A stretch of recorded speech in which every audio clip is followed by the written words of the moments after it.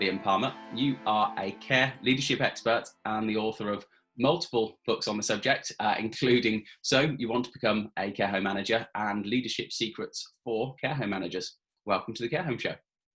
Thanks so much, Simon. I'm not sure I count myself as an expert, but it's kind of you to say.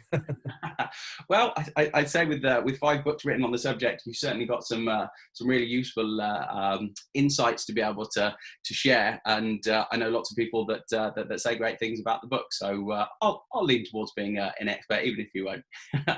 Thank you. Yeah. Welcome.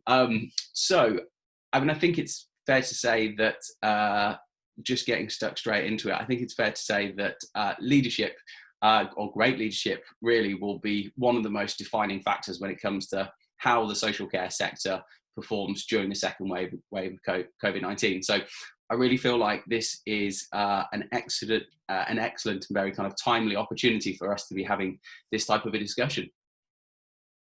For sure. Yeah, I mean, certainly, what can I say? I mean, there's been the impact of the COVID pandemic has been significant for social care, and it's affected some disproportionately so. I mean, we've all seen the really tragic stories of certain care homes that have had, so many losses of life.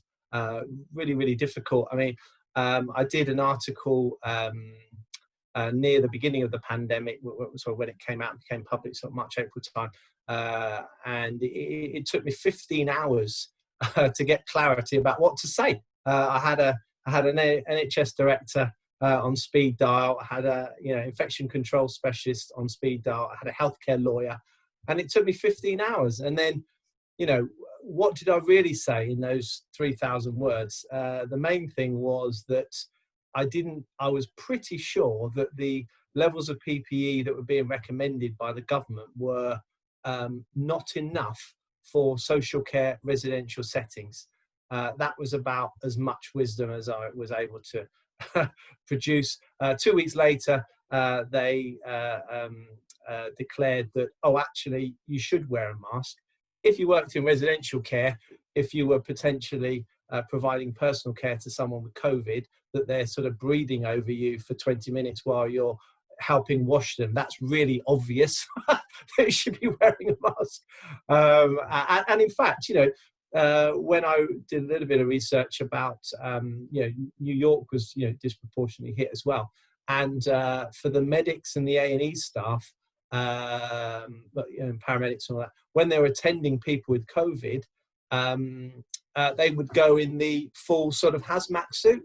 And I was thinking, well, if you're around someone who's got a serious, seriously suffering from COVID, as in, that maybe they're really ill with it. If you're around them a long time, the only way to really protect yourself is to really protect all your pores, isn't it? That you can't, take it in. But it's a really complex subject, because then the government doesn't want to say that, because what about cost? What about availability?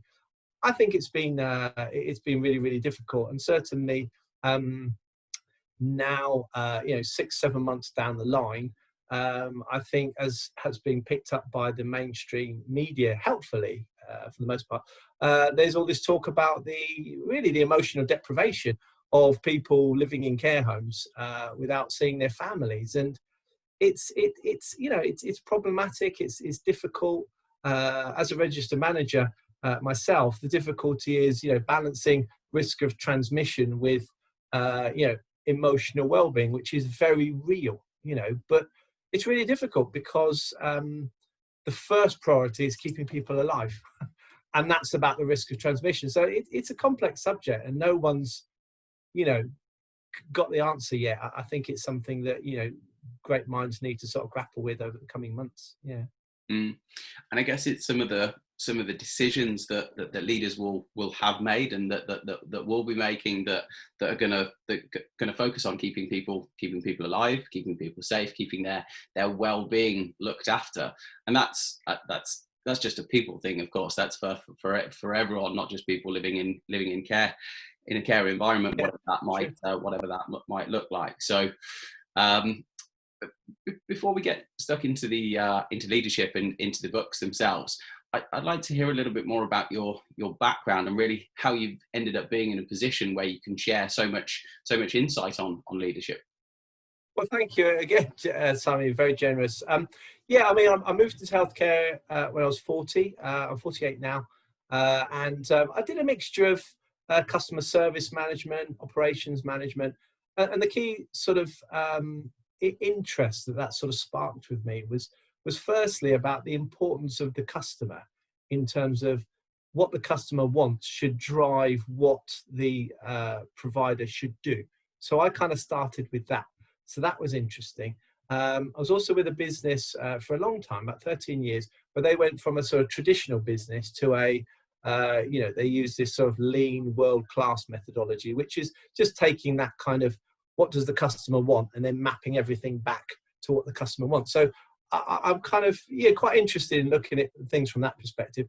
I've veered into operations management, did some studies around that, which basically means that the ability to work out demands on a particular service, how many staff, how many hours, it's working out the maths of that. So I did some studies in that, so that was quite useful. A little bit of project management and a bit about technology, about how technology, by collaborating with technology, you can actually make different pieces of a delivery process work better. So I had that kind of abiding interest. So when I eventually moved across to care, and it was explained to me how the CQC looks at things. You've got your 5 key lines of inquiry: safe, caring, effective, well-led, responsive. So the end sort of the scoreboard, if you will, are these 5 things. And this is what we're looking for. So I thought, well, that's easy. All you got to do is map that back, to all your processes, your behaviours, and your people. So I found that relatively straightforward. What's taken me quite a longer time to learn is the nuances of social care. The laws, the ways, and stuff like that. But it's been a good move, and I'm grateful for the people who've given me a chance to run their care homes and consultancy gigs thus far. It's interesting how it sounds like your previous life has really served you whilst working in the care home sector, because those different experiences are very kind of people centric. Sounds like there's quite a lot of kind of process and data in your previous lives, where the care home world is very similar. There's some great parity. Of course, it's very much a people focused business. There's obviously an awful lot of process and rigor around process because of the nature of social care being so highly regulated, and then increasingly so being tech enabled. I know that there's massive moves towards digital transformation and the subsequent kind of cultural transformation that those two things have to kind of coincide with. So it's always good to hear people coming from kind of outside the sector, because you're able to bring something new and something slightly different to the table. Yeah, thank you. I mean, I share the same view that I think people from outside care, potentially have got some, significant contributions to bring. Not the least of which are, ideas that work in other industries. I mean, for example, the work of Peter Drucker around management and factories and all of that. That stuff's really useful. Carl Rogers got his person-centered coaching models. There's all these really useful models that can move across to care. And I think, I don't claim to be, anything special or notable in any particular way. But I thought, well, here I am. I'm in a care home in midlife, as you said, having done other things for 20 years and had some great experiences of getting to know some people that lived in care homes that I managed. I started with Barchester. I was very fortunate they gave me a break as an associate home manager, and then sort of was able to get the keys to a large home in Northampton after a couple of months. And I always remember, spending time with this wonderful lady in the foyer of this home in Cambridge. And she was very theatrical. She was like a lovely sort of actress, and very, very fun. And it was one of the first stories I wrote about, actually. And she every time she saw it, she'd sit down And, you know, it was a real sense of audience with her, you know, and she talked about her husband, and she said, you know, best man I ever met, you know, in 50, 60 years, not a cross word. And I thought, and that really impacted me. I thought, wow, imagine that, that, you know, the testimony of your life, for want of a better word, after you're gone, is your wife saying that's the best man I ever knew. So I thought, absolutely amazing. I mean, the complexities were she did have dementia, and complexities were that she would wet the seat afterwards, which was tragic because, you know, that part of dementia affected her brain. But it motivated me to think about how I can, you know, maybe share some of the ideas that work outside care, in care, to raise the standards. Because you know, if you are touched by the people that live in care homes, you realise, as you said a minute or two ago, that actually a lot of the experience of living in a care home is about processes, KPIs, behaviours, leadership. You know, I think those things are relevant, even though they sound a bit businessy, but they are relevant, and they're not the opposite to good care. Good care, you need KPIs. You know, how many residents have you got? What is your staffing ratio? Are you hitting budget? You know, you need to know what those things are. You know, good care, in my view, doesn't exist in a bubble outside all those important things. So there's two, because you've got the experience of living in a care home, and that should be reverse engineered from the needs, wants, desires of the individual. But then it has to sit within this kind of structure, within this framework where there is all of this regulation and this rigor and the systems and the processes and the data and the things. And I think one of the things that I see and I hear about is how great leadership can drive towards great life experience. I think in the past, I've been told by people who have been in the social care world for many, many years, where previously it was all rigor and process for the person receiving care. So they were just part of a, for lack of a better word, kind of a sausage factory of kind of process and all of that type of stuff, where it wasn't focused, the care wasn't focused on the individual. It was focused on the kind of the schedule almost of the people working in the care home.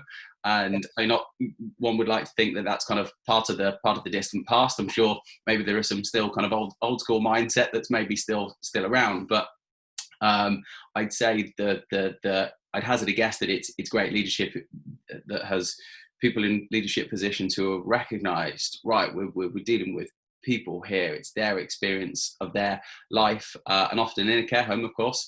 Average length of stay in a care home is, of course, less than 2 years. There's an awful lot of last experiences there. It could be a last birthday, it could be a last outing, it could be a last fill in the blank, or manner of different lasts. So making sure that they're the best possible experience, rather than being kind of part of a process. That balance in between those worlds is something that must be really, really hard to come by. Yeah, I mean, that's a really well put point, to be fair, that covers some quite complex dynamics, I suppose. I mean, I think about, you know, how healthcare has evolved. I mean, obviously I'm not that old, so I'm seeing it, you know, that much, but you know, I see the pictures. But the point is, you know, social care has effectively come out of hospitals, isn't it? So yeah, as in care homes, if you know what I mean. So and that's partly because people are living longer, which is unprecedented in the history of the world, that so many people are living past 80 or even 90. So it's a unique problem, and I think that, you know, if you go back, you know, even the last, you know, 20, 30 years about social care policies, you know, people who had mental health issues, you know, we put them in asylums and restraints. These were things that were okay, you know, 20, 30 years ago. So, you know, the sort of what's considered to be good care, you know, that what that means has sort of changed and evolved a great deal. But I think you're right. There's, because the residential care sector is, I mean, you can say it's fragmented, but it's lots of separate companies, basically. I mean, the top providers account for sort of 13 to 15%. The large groups, your HC1s, your Barcheses, your Bupas, your or of those decent providers. So, but they're a relatively small part of the jigsaw. A lot of care homes are 1, 2, 3, 4, 5 to 10 care homes, and within that particular group, they've got a certain ethos, a certain history. But I think you're right. There's this. There is a continual tension between actually what, strictly speaking, is it. You call it institutional care or just kind of fundamental care, which is really keeping people alive. Giving them drinks, giving them meds, making sure they've got clean bedding, etc., etc. And those things are vitally important. But the more enlightened operators or thinkers and some of the ideals of the CQC for providers are, that it's person-centered, that if someone wants to be called Mr. Jones and this one wants to be called Love, that there'll be that differentiation. Some of the private pay operators have had a little bit more money to experiment with things, and we'll have 5-star food and fantastic experiences. So I think there's just such a mix, I would say, across the care sector. But fundamentally, I think you need home managers and people above who understand that even if we are advanced in years, and even if we are in that last 1 or 2 years, life is so much more than going to the loo, having a shower, having a drink and eating. And I say that to my staff, there's more to me than that. And even though the people sometimes we're serving are older in age and maybe they can't do the things that you and I might do, Simon, they've still got those interests. They've still got a sense of self-esteem. They've still got those needs for significance and stuff like that. And it's, how can we use the social care model to also meet those needs? And that's the sort of quandary that motivates me quite a lot. I don't reach it, but I try.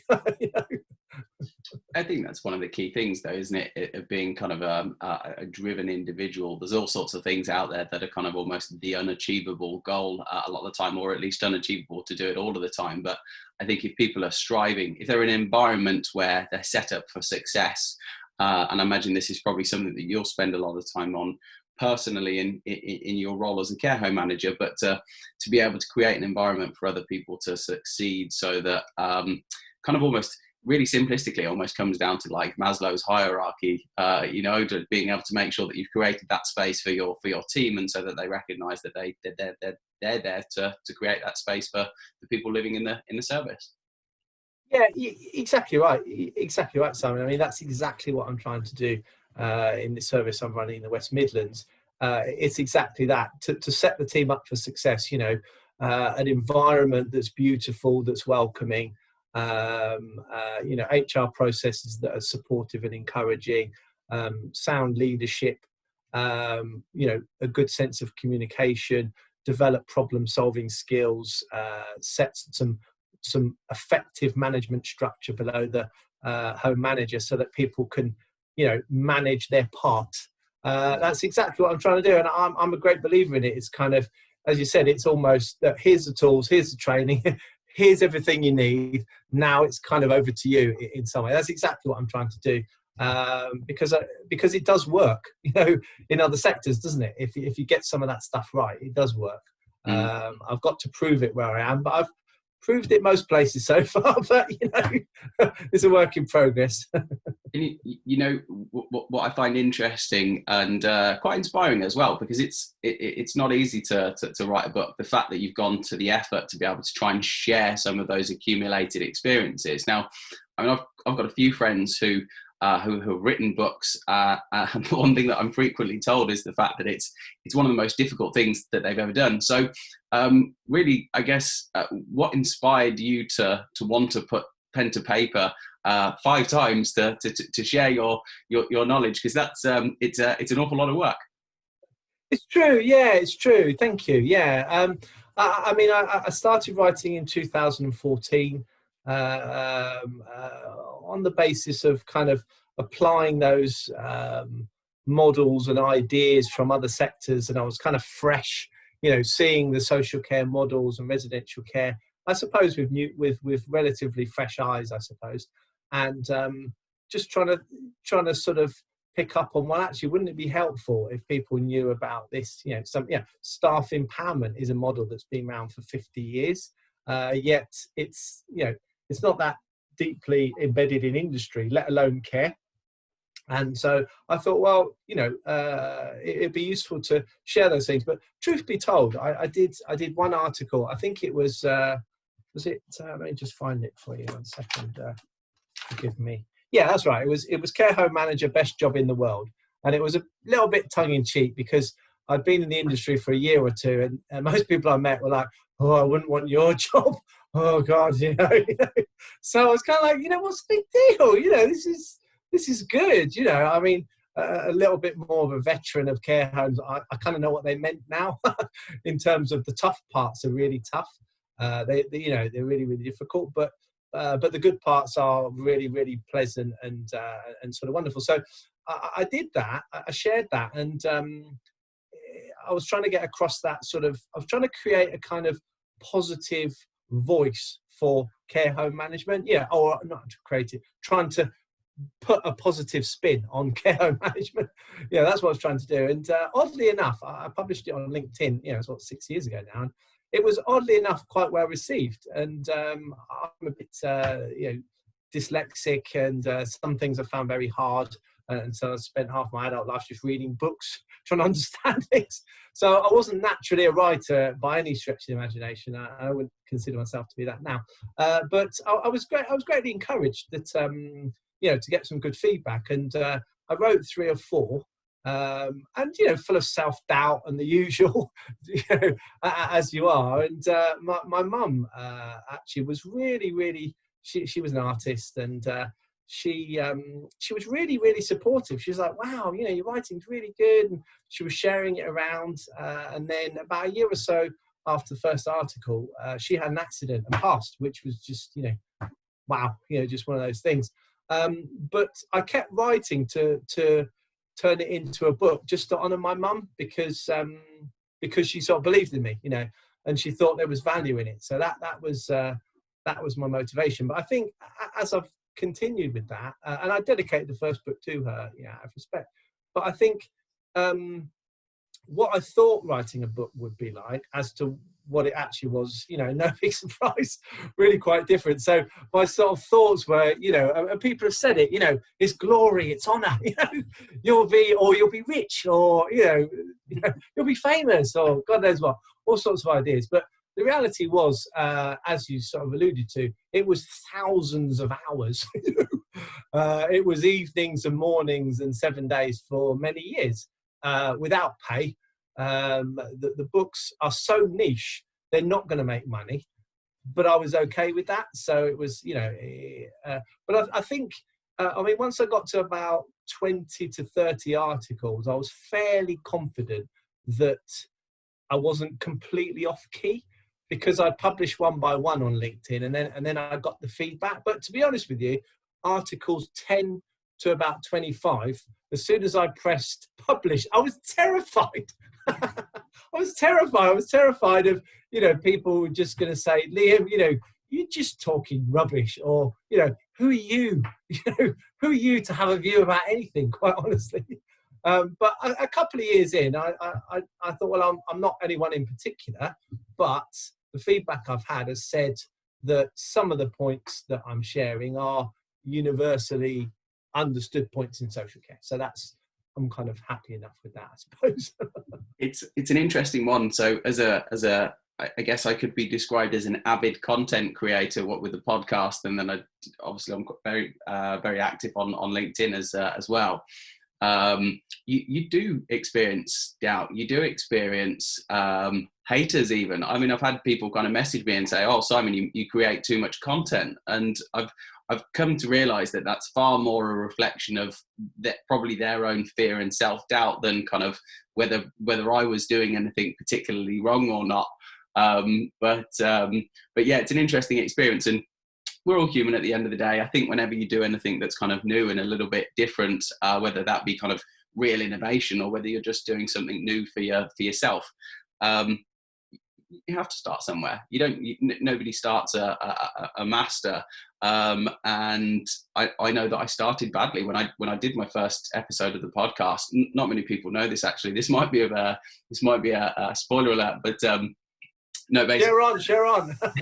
yeah, the first episode I never aired because I was horrified about how badly I constructed the episode. I used loads of filler words. I looked like a rabbit in headlights. It was such a shame because the chap that joined me on the episode was beautifully well prepared, extremely eloquent CEO, got wonderful insights and experiences and things to share, and I had to ring him up and apologize and just say, look, we're going to have to do another episode at some point because I can't. It's strange consuming your own content for the first time and hearing your own voice and things in a kind of digital format. But that was it was an interesting experience. But I still get messages now from people all this time in. I've done it for a year and a half. I'll get the occasional message on LinkedIn, or in the old world I would have seen people at events, but obviously that doesn't happen so much at the moment. But I still get messages from people just saying, look, keep doing what you're doing. I really enjoy it. I get a lot of value from it and things like that. And it inspires me to keep helping people, because seemingly I have a certain amount of experience. I have a certain level of expertise in very certain specific areas.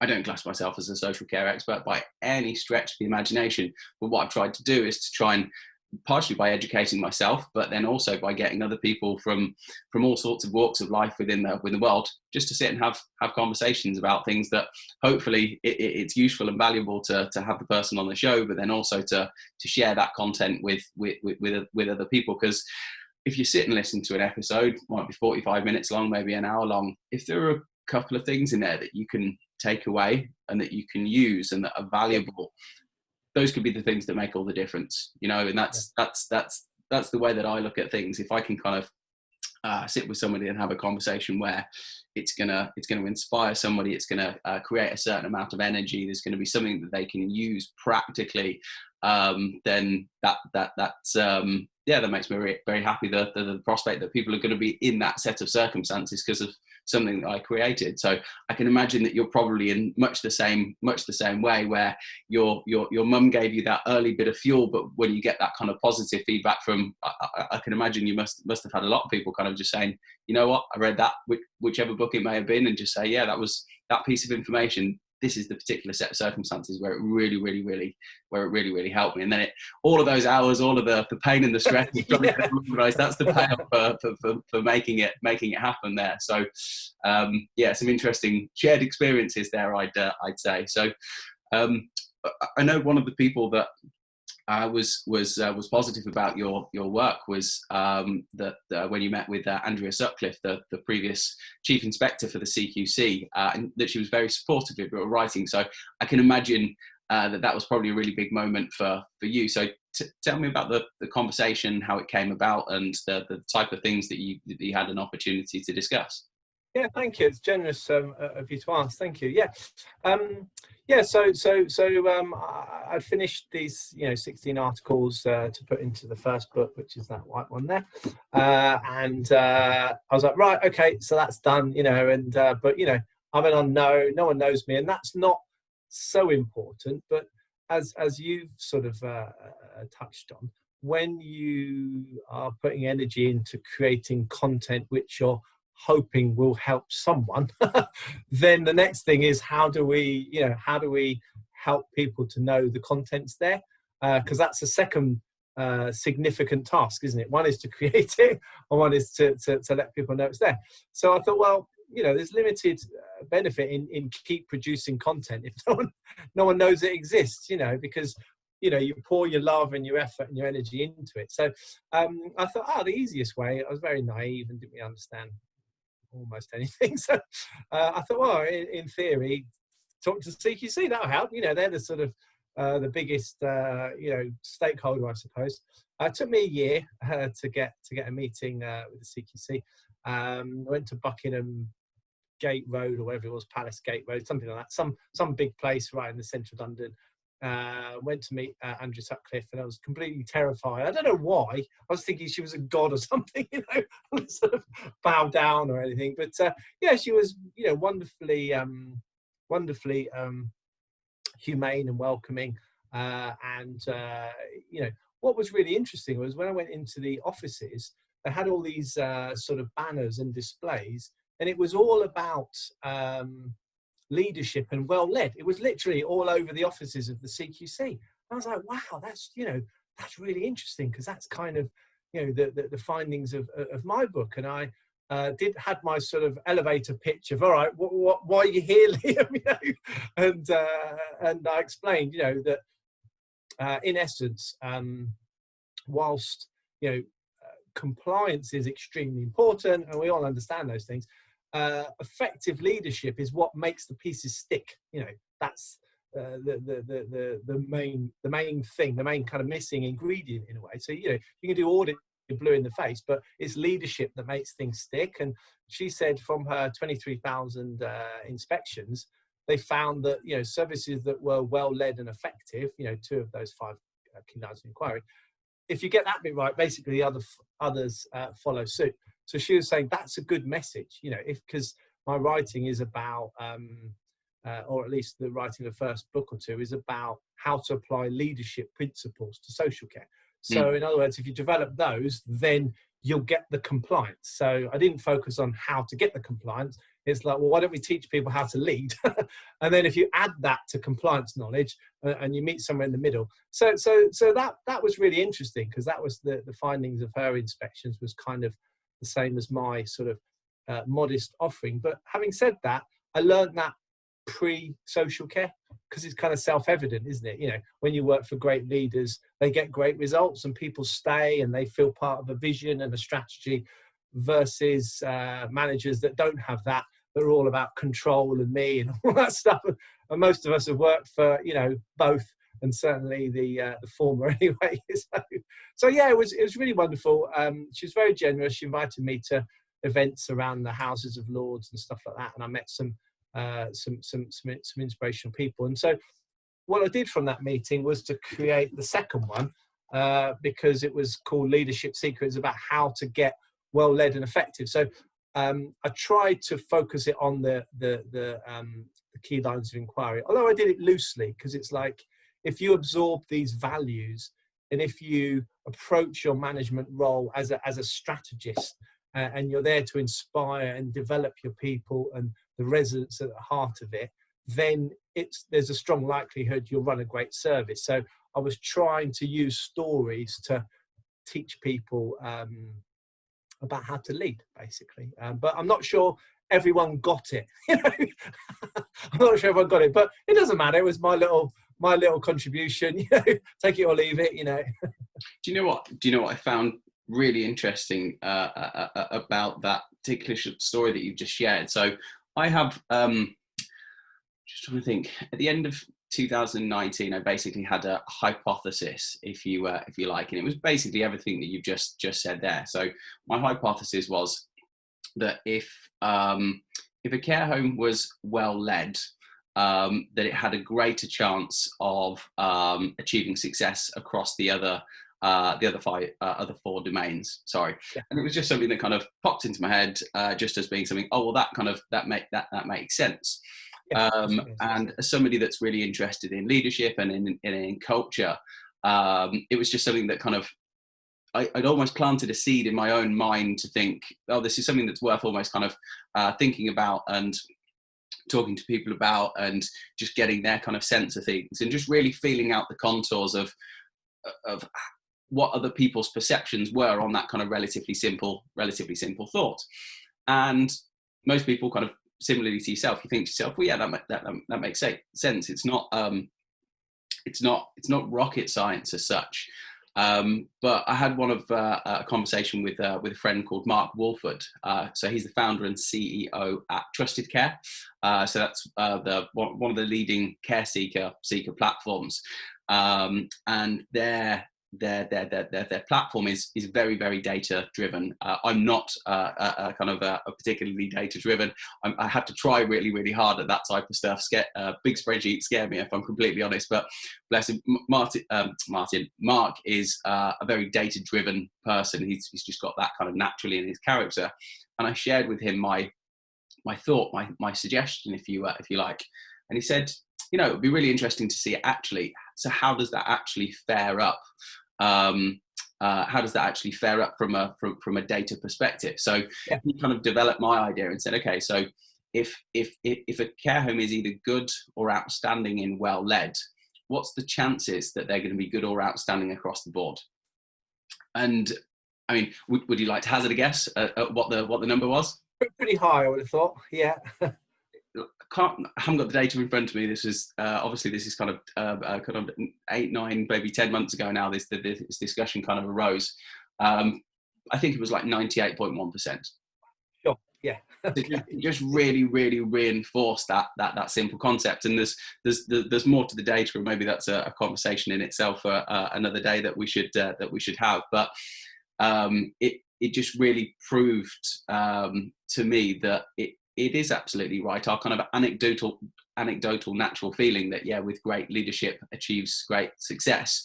When you look at the first 2 or 3 lines of the key lines of inquiry under well led, it's all about culture. It's all about vision. It's all about having the right values, the right behaviors, all of that type of stuff.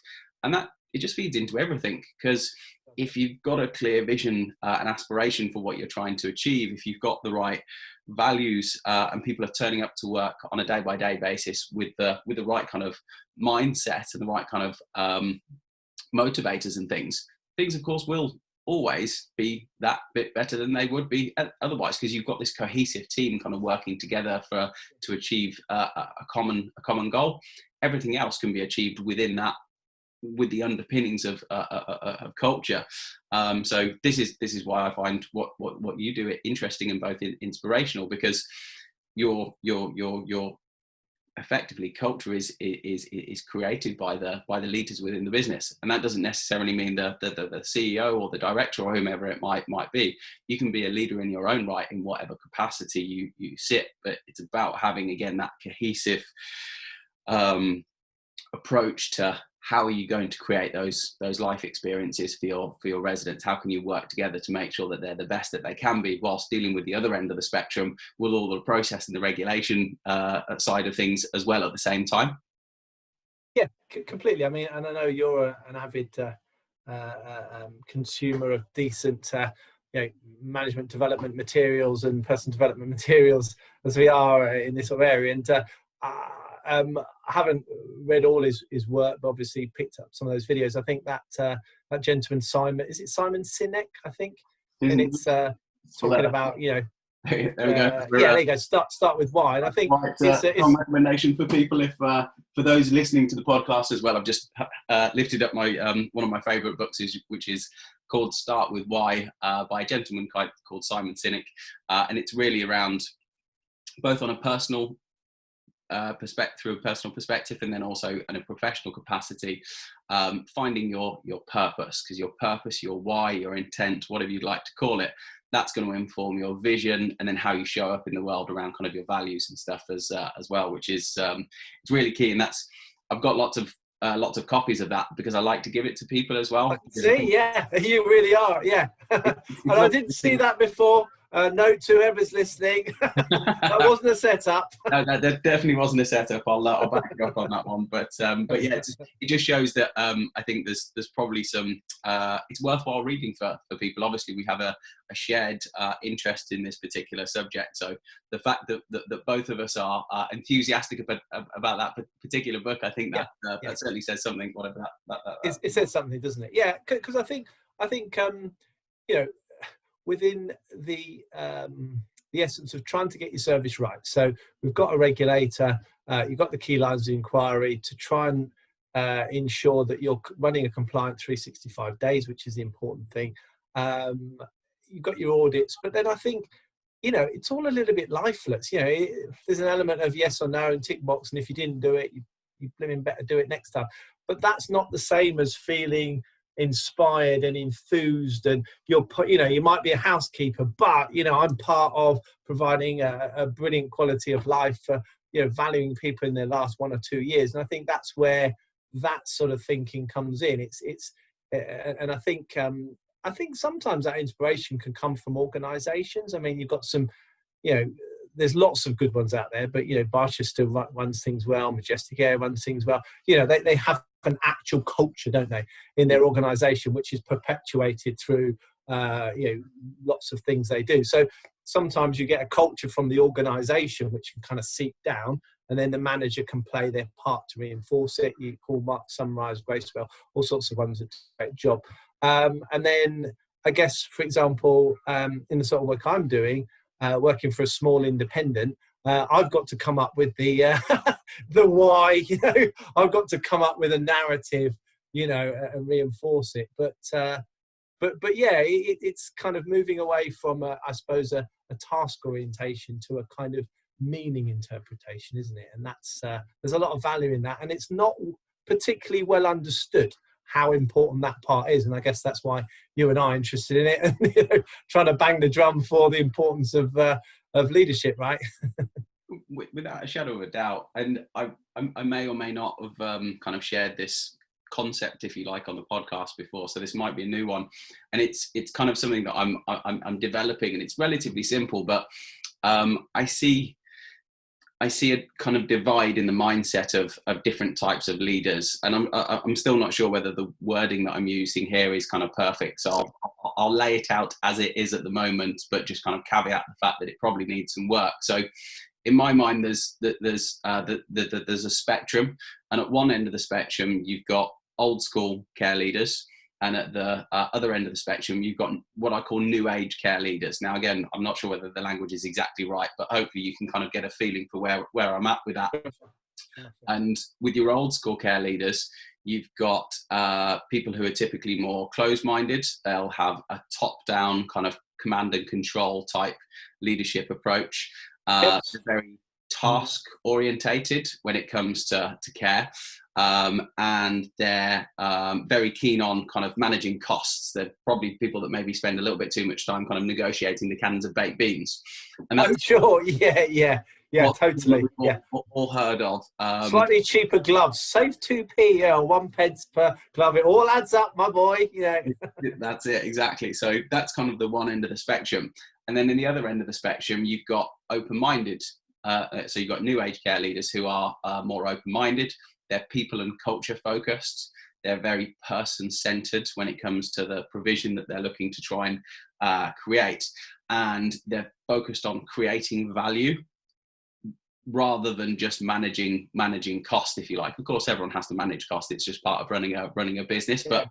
But again, I'm trying to create a certain amount of kind of, I guess, polarity and kind of contrast in between those. Sure. Yeah, I get it. But the thing that I am enthused by is the fact that I think I'm seeing more and more of the kind of new age end of the spectrum. Now, I'd like to think that that's definitely the case. I'm conscious of the fact that I try and steer towards people that are at that end of the spectrum, so maybe I'm not kind of the best data source for it, but I'd like to think that there's kind of a real shift towards that new age care leadership, because I know, I mean, you mentioned the guys at Majestic Air as an example. Angela Boxall, someone that I know and respect, and the team that they've got there is fantastic, and I know that the other directors work really hard with Angela to achieve what they've achieved, but they sit, from what I've seen, they sit firmly at that new age end. And you know what, they've got half the average employee turnover figures. They've got outstanding homes. They're from a commercial perspective, they've got a really robust business. And yeah, they've driven towards all of those things, but I do really feel like that's because of the culture that they've created. They've focused on it. As I say, Angela's a good friend of mine, and she I think 4 years ago, she realized that was going to be an essential part of her own personal development journey, to go and create that really special Majestic Air culture. And it's been something that she's been working on ever since. But I think the kind of the business metricy type stuff is a product and a result of them being so having this kind of new age care leadership approach. And you know what? It's paying off for them. They're doing great. They're doing really, really good. Every time I get to speak to her, not that they haven't experienced challenges throughout COVID, of course, because every operator has. But yeah, it's such an important part. It's such an important part of how any organization, care or otherwise, I think it gives you speed. I think it gives you resilience. I think it gives you agility.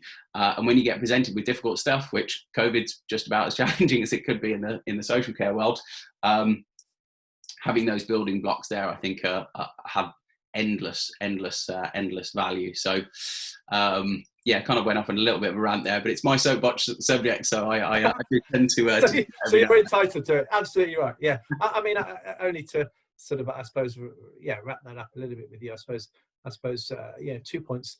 Prior to social care, when I was with that company that went from traditional to world class, I found that by having an operations team that were so responsive and collaborative and helpful, so that helped to create great customer service, and the great customer service became a commercial advantage. And that's one of the reasons why it interests me. So I have this kind of obsession with getting it absolutely right, because apart from you giving better service to the residents, apart from it's a better place to work for your employees, it's actually commercially works as well. So for me, a bit like you know, this is the right way to do it. I think from a running a service perspective, I think it's difficult, because I'm in your camp in that you call it new age, and you sort of transformational new age, that sort of thing.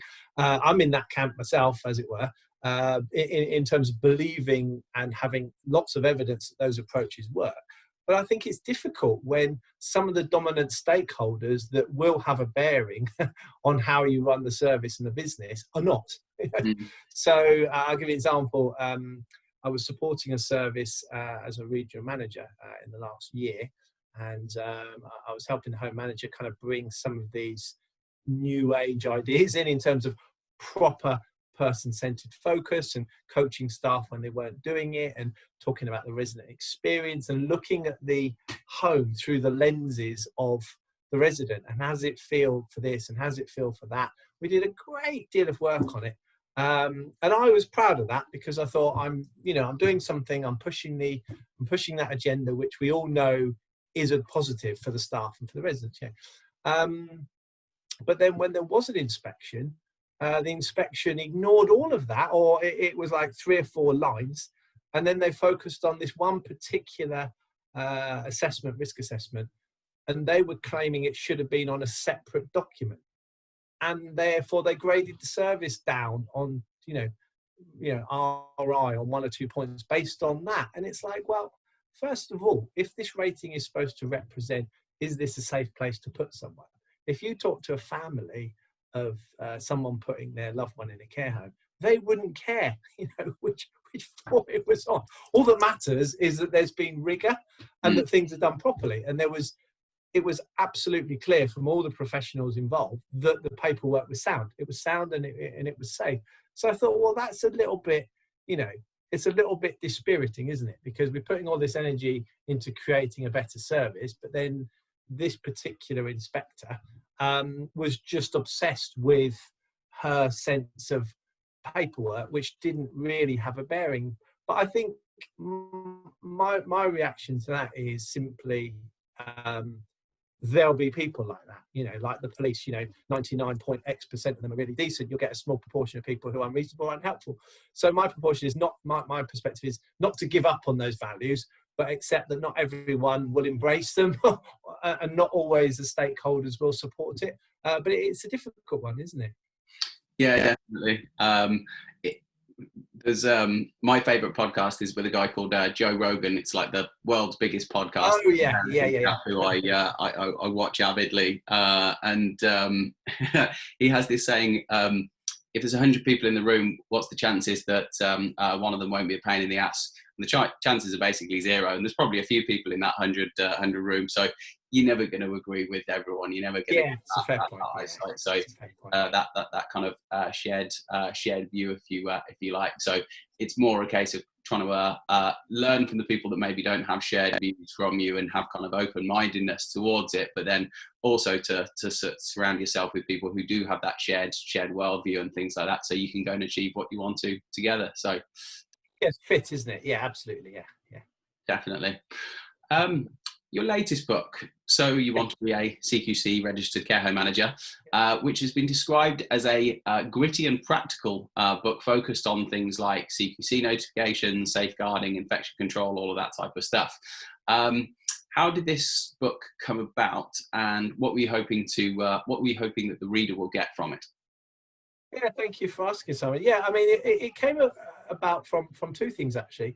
It came about from a collaboration with Matt at Niche Jobs, who's the sponsor for my podcast.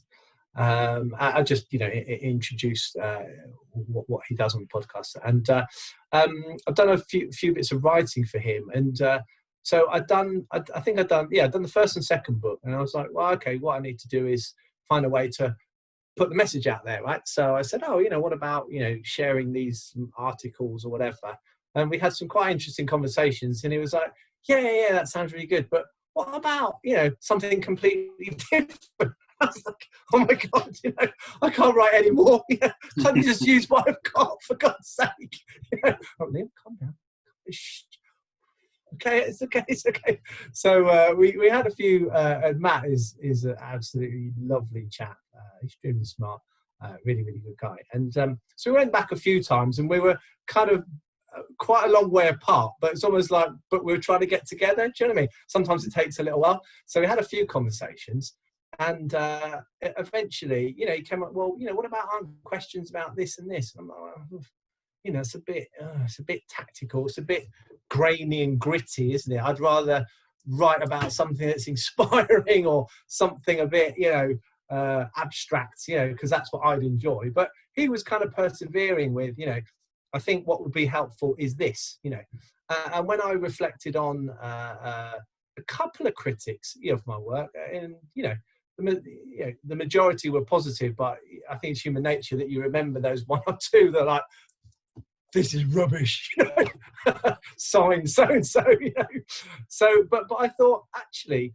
though people didn't, those one or two critics over 6 years of writing, it's not that bad, to be fair, but I think what they were saying was, this is a bit high level, tell me how to do the job, break it down for me. I don't want those sort of complex ideas, just tell me how it is. So I reflected on what Matt was saying. I reflected on what I think those one or two critics were saying, and I thought, well, okay, let's do it. So we started kind of answering these questions that Matt had about, how do you become a registered manager? What's the difference between a registered manager and a home manager? What does a care coordinator do versus a deputy? Why does the salary range for home manager vary from 25, 30k to 100, and how the hell do you earn 100k as a home manager? And all these quite exciting sort of ideas. So we kind of methodically went through all these questions and thoughts that people might have, and then it developed to, how do you get registered, and is it best to work for a charity or a private company, and all these things that actually, if you've worked in services for some years, are relatively easy to answer. It's just that no one explains it to you. It's that kind of insider knowledge. So so over about 6 or 8 months, we developed all this material, and I thought we'd call it So You Want to Be a Care Home Manager, because the demographics of the 85 plus are going to go like that over the next 15 years. Care homes are popping up everywhere. So it's my view that we need this new up and coming army of home managers. And as per the conversation we've had today, ideally, they need to be more than just people who can do audits.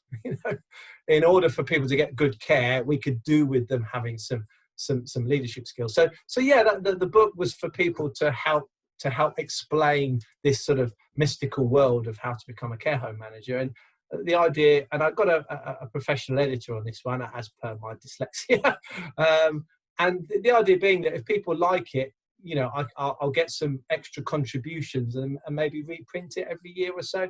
It doesn't make money per se, because it's not about that.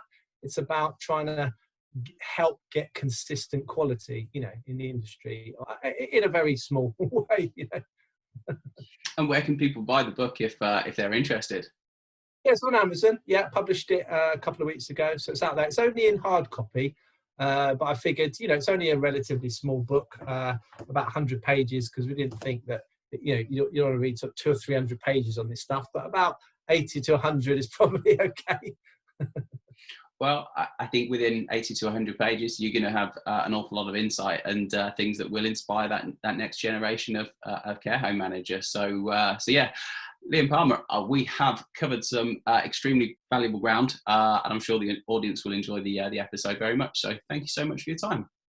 Hope so, and thanks very much for the invite, Simon. And I think you've done 60 odd episodes, with your podcast and these video series, and I'll just encourage you to keep going, because you're making this sector accessible to people. I mean, you're brilliant at connecting people in the way that I don't do, and I value your work. So just thanks for what you're doing. Bless you. Thank you too, sir. That's very kind of you to say. Well, look, I think we wrap things up there, but maybe let's see, maybe once that second version comes out, or just keep me posted, and hopefully we can get another episode recorded at some point in the future.